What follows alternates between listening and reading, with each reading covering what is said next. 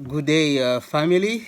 Here we are again for another encounter in our journey of self discovery, where we are trying to recover our history, our identity, our glorious past, and how we can basically put it into practice to benefit us in this present context.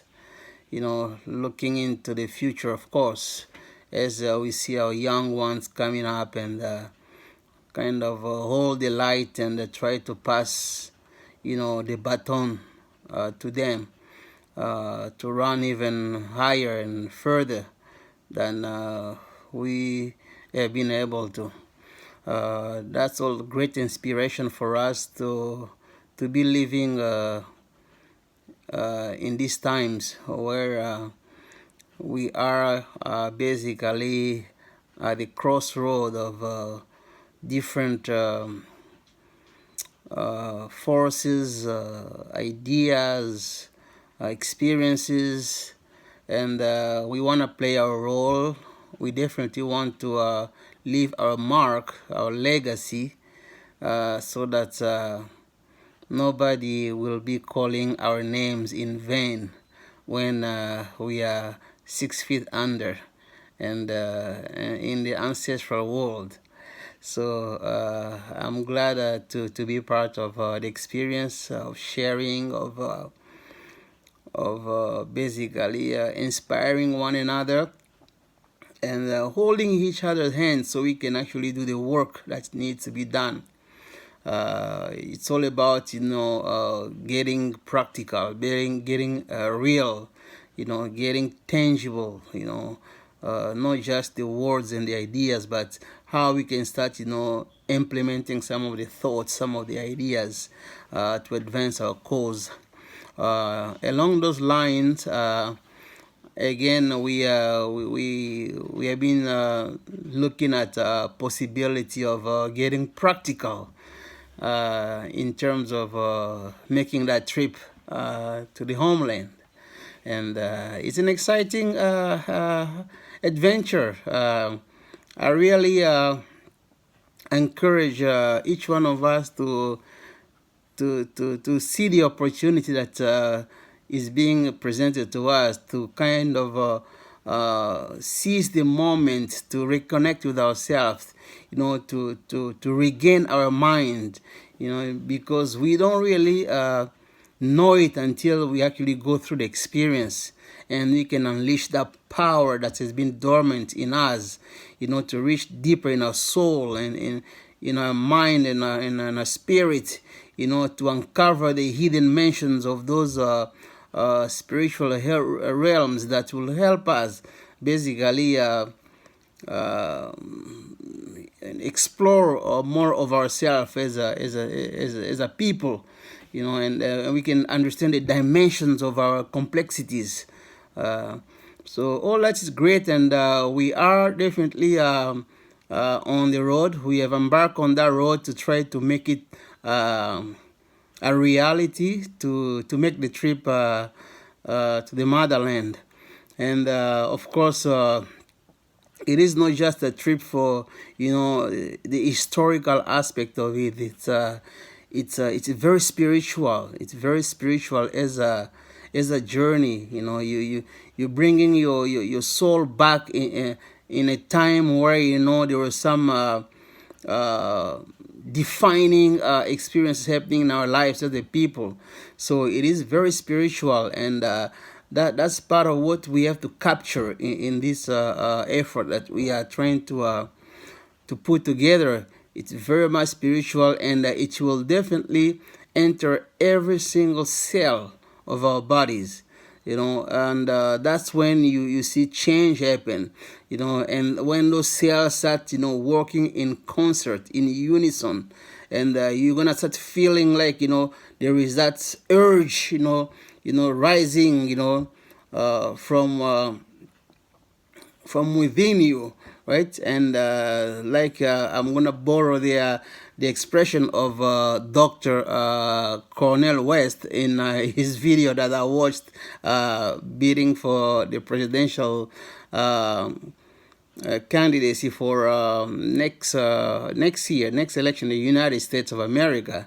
He say, these revolutions, they cause interruptions, they cause eruption.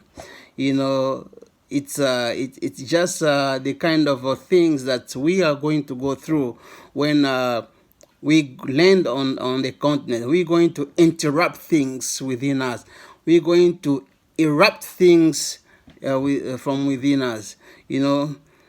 It's gonna be very, very interesting, and that's like a volcano, just erupting, and it's gonna also disrupt, a lot of things. So we're talking about disrupting, interrupting, and erupting. So be ready, because your mind is gonna be facing some deep insight, and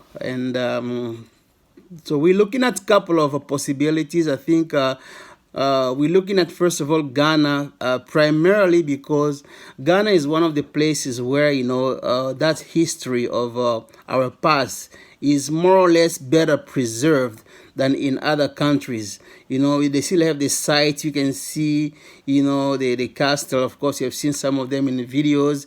And also, besides that, they do organize a lot of activity around that. They have tours that will take you to those places. So for our first trip to the motherland, the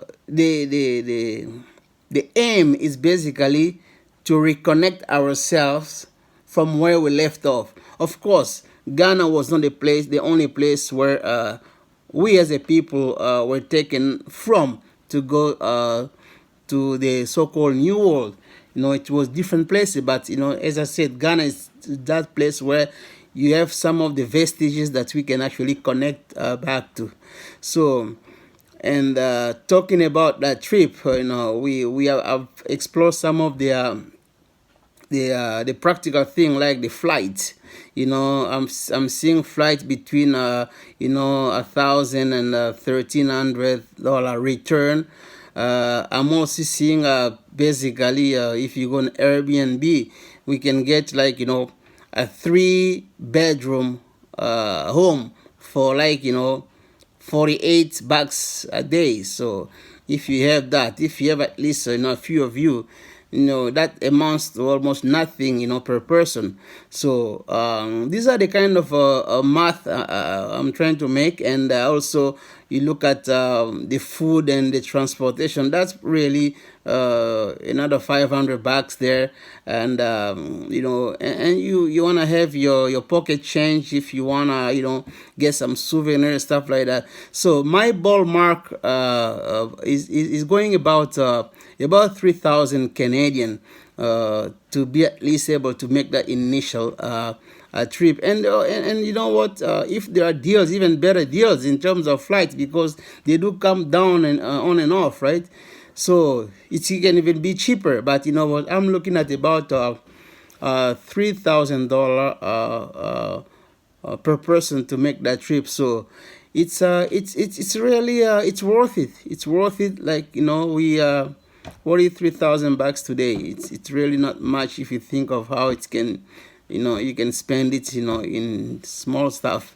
So we want to put that in a journey that will, uncover, the deep experiences of our past, and to regain our mind, and to even mature our soul. So I'm looking forward to that, and I'm gonna keep on posting possibility. This week is gonna be the continuation of exploring, the practical possibilities of making the trip to the homeland. And again, after Ghana, there is Egypt, there is South Africa, there is Congo. Congo is a powerful place, but we'll get to that when the time is there. Thank you very much. Let's keep sharing the news and the information, and I'll talk to you and see you soon. Take care. Bye now.